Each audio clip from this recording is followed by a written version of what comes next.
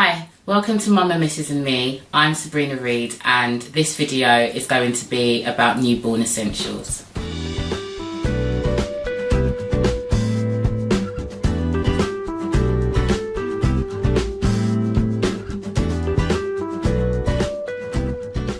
Your baby's first bowel movements are going to be a really sticky tar-like substance which is known as meconium, and that is just because when the baby's inside you, they're consuming lots of amniotic fluid and it's practicing their digestive systems for when they're out and they're breathing and functioning normally after birth. And all of the wastage that they take in, and you know, when they're inside you, when they finally come out, it is a very rich, dark, sticky substance, and you are therefore going to need cotton wool and warm water, which you fill up in your top and tail bowl for those first few nappy changes.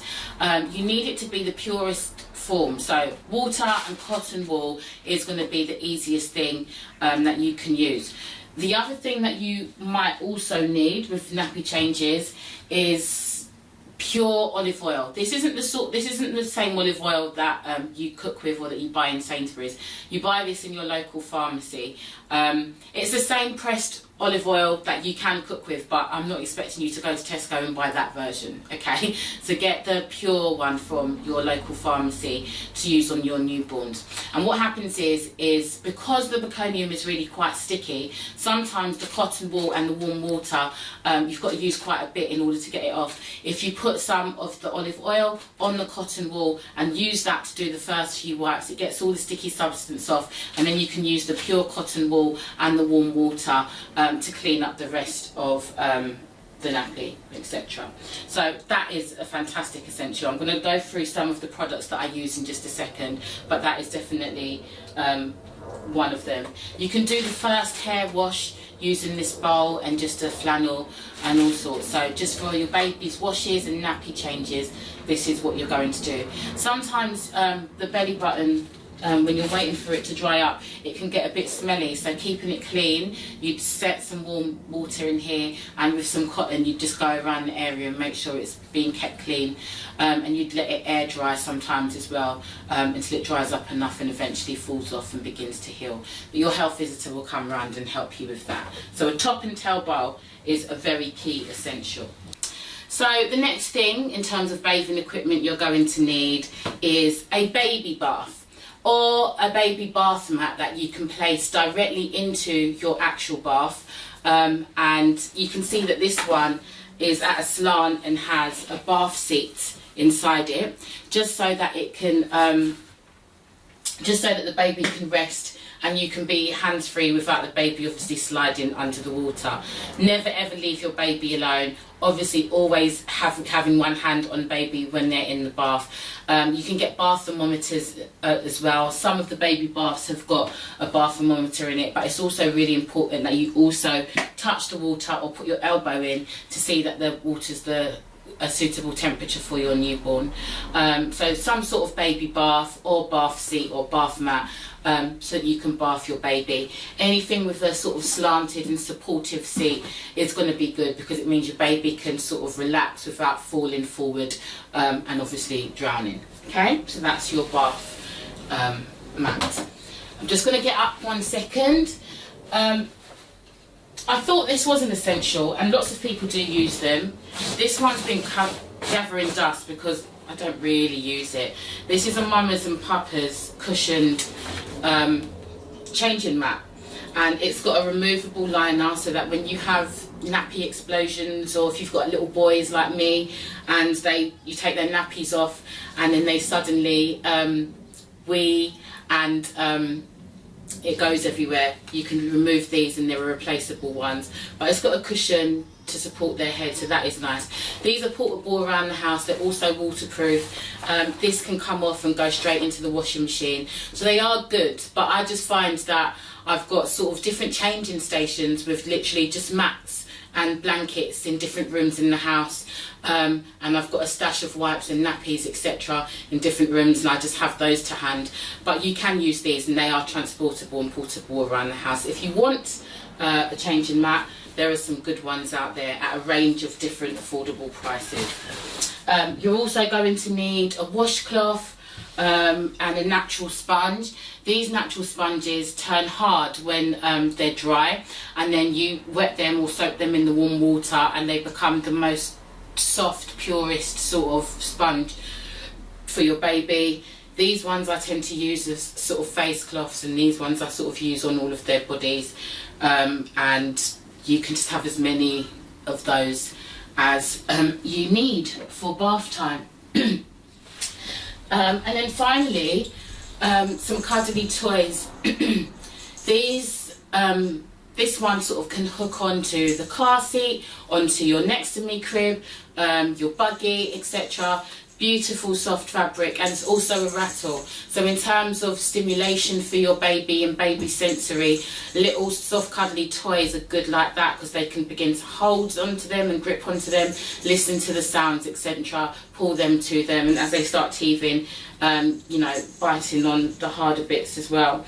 Lots of babies also like to have a comforter, and they literally hold on to that, and they can either rub it against their face or they just like rubbing their hands on it. Really, really soft fabric, and a little toy again for baby sensory sort of movement and stimulation.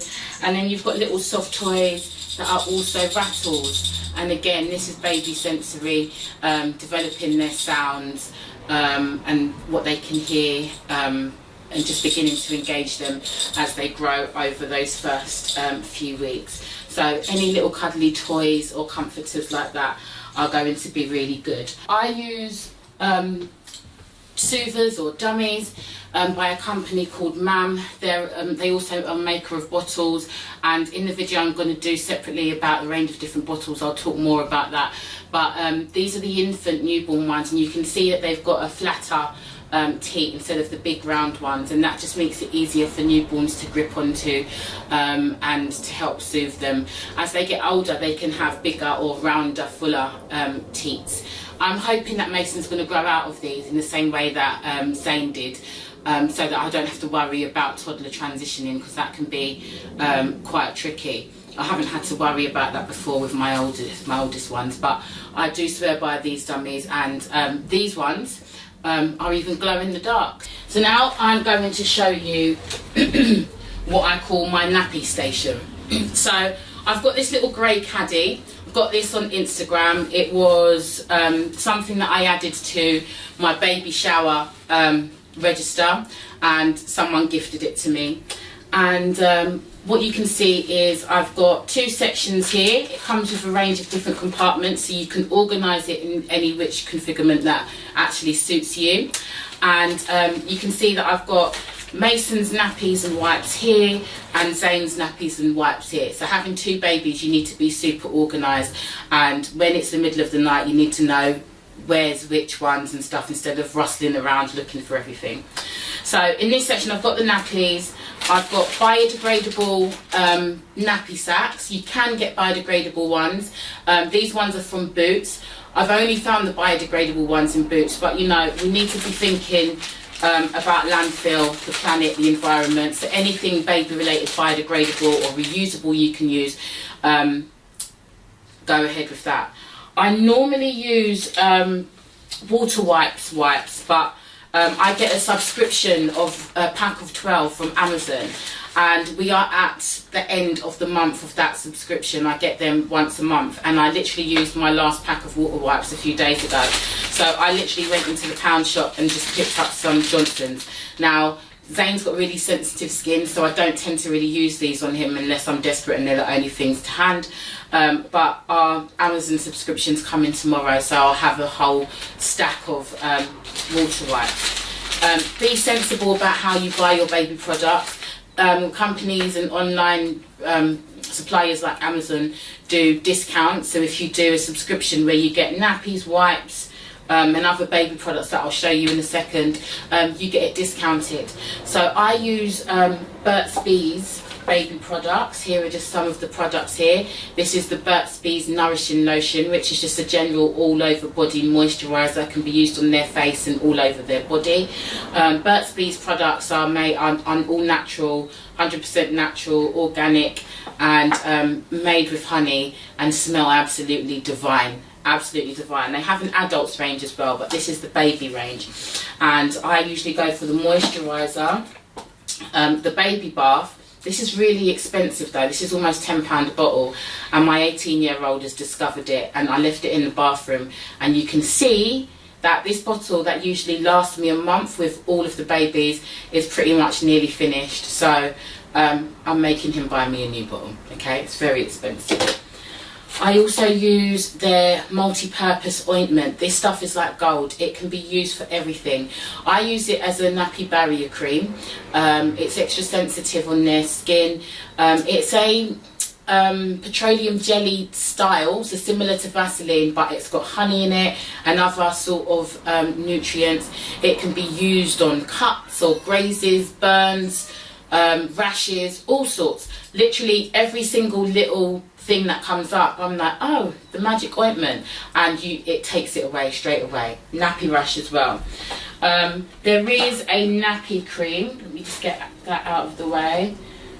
That is in here somewhere down here. It's a really thick nappy barrier cream, so I think if the babies ever have nappy rash quite severe, which they haven't really, I would switch to that one to see how that dealt with sort of clearing it up. Another product that people tend to use, and is also organic, is Child's Farm. I haven't used this because I tend to not like it as much as the Burt's Bees stuff, but people go crazy for this stuff. So I've got a few free gifts with this brand, and so just because people have recommended it, when I've run out of other stuff, I will give this a try. Like I showed you earlier on, I've also got natural olive oil. That is also good for the newborn stage. They can get really flaky skin after being in amniotic fluid for so long. So using natural olive oil as an all-purpose moisturiser in the first few weeks after birth can deal with that initial flaky skin before you move on to your other baby products. This is called a nasal aspirator. It is like magic for newborns. It is a sucky system for blocked noses. So if you have a baby who gets a bit sick in the first few months and they get a blocked nose, you're going to want to be able to clear the baby's nose. I'm just going to take it out and show you. It sounds awful, but actually it's a lifesaver. So it has a little filter. Mine hasn't got one in at the moment. Let me just get it, 1 second. So it has a little filter that goes inside there. Just pop that in, and then you close that back. The filter prevents anything from being sucked in. So you place this in your mouth, you place this in the baby's nose, and you suck. And literally anything that's stuck up the baby's nose will go into here. The filter prevents it from being sucked up into your mouth. So you won't have anything but air in your mouth, I promise you. And it means that in a matter of seconds, that blocked nose is going to be unblocked, and your baby's going to have a lot more happier time sleeping and just breathing in general. This is called the Nose Frida Nasal Aspirator. You do get a nasal aspirator or a nasal pump in most baby essential care kits, which come with combs and brushes and thermometers, but when you pump them, they're not very effective. So you do need one that has got the sucking motion. They also have electric ones of these now. Have no idea how they are. I wouldn't go for an electric one because you can literally just suck it all out and it will come out straight away for you. Now I've got a Tommee Tippee kit, which has like a brush, a comb, you get baby scissors inside them, nail clippers, etc. And it all comes in a little case. I have no idea where my little case is because my daughter is obsessed with having little bags of zippy things, and they disappear. So you've got baby scissors and stuff as well. It also comes with a thermometer and a nasal aspirator. It's really important to have some sort of digital thermometer when you've got a newborn. You want to be able to check the baby's temperature, particularly if they get poorly, if they get a cold. I had winter babies, so it was inevitable that the babies at some stage during the winter season would get a little sniffle, etc. But you want to also monitor their temperatures, and having a digital thermometer of some kind in the house is an essential, because if their temperature goes above a certain level, you want to be able to get the right level of care to get them seen to and taken care of. So brushes, combs, scissors, thermometers, that sort of thing. And I've just got a little bag that I keep it all in, and actually I decanted everything into there, and also use this bag in my hospital bag so that I had brush and comb and things, so that once I cleaned him up in the hospital I could brush his hair, etc. The very final thing that I'm going to speak to you about are these milestone blocks. I showed you the milestone blanket earlier on. If you want to document and take pictures or stage any other photos, etc., these are really nice for week by week or month by month, documenting, you know, how old your newborn is and what they look like at different stages. Again, these can be found on Amazon, Etsy, all of those sorts of different sites, and you can just choose the ones that you like, that match the sort of look you're going for, or the decor in your house or your nursery, and then snap away.